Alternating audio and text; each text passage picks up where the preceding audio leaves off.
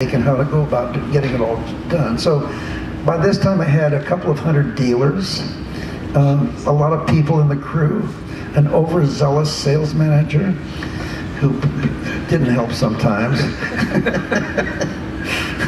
Because you had dealers in Hawaii? Yeah. We had them all over the place. Yeah.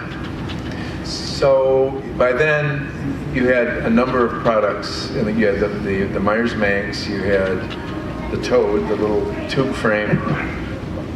You know, everybody's familiar with the Toad. It's T-O-W apostrophe D. Get it? Yeah.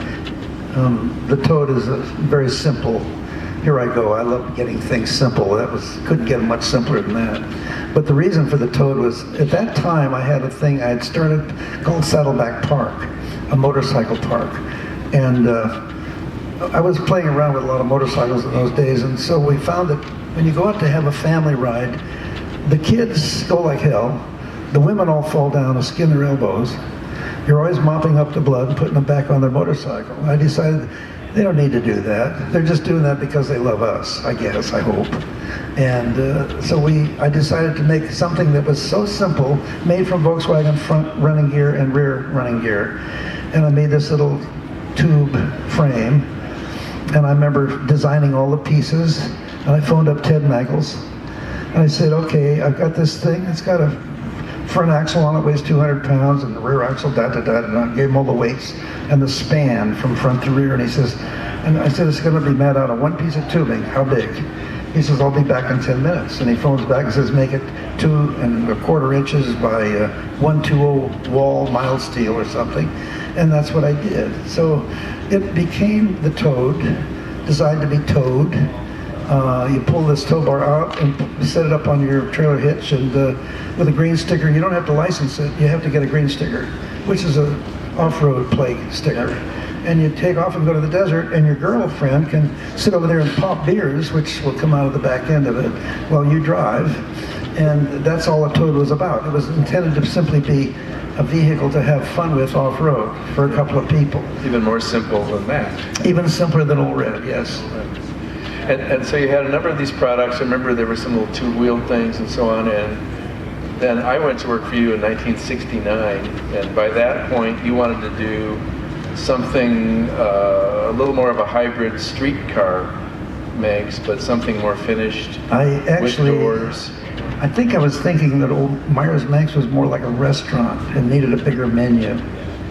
And we had the Manx, which was a dual-purpose street and off-road car. The Toad, which was purely off-road. We needed a full-on street car. And that's when I phoned up Strother McMinn, our wonderful man that worked with Stewart, has been your teacher apparently.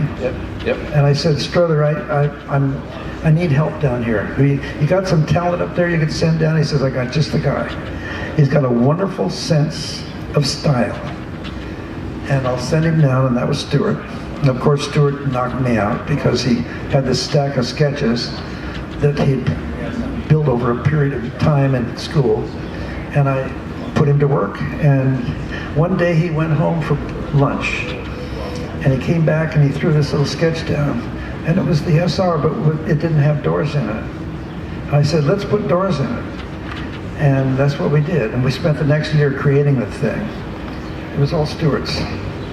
So I have to give him this. Well, not all. I mean, what was remarkable about it, some of the concepts of how you take both the opportunities but also the difficulty of working with fiberglass and make something more finished and street-like means you have to really know how to work with fiberglass, and Bruce, of course, did. And so much of the problem solving is done in thinking in ingenious assemblies and cross sections. I remember we were trying to hide all the fasteners. Yeah, turn all the edges of fiberglass away, so they're all hidden, and to give it a very finished, high-level finish, like a high manufactured product, but out of a simple Southern California molding shop. I remember the first article in Car and Driver, and the title of the article was "Detroit, Eat Your Heart Out."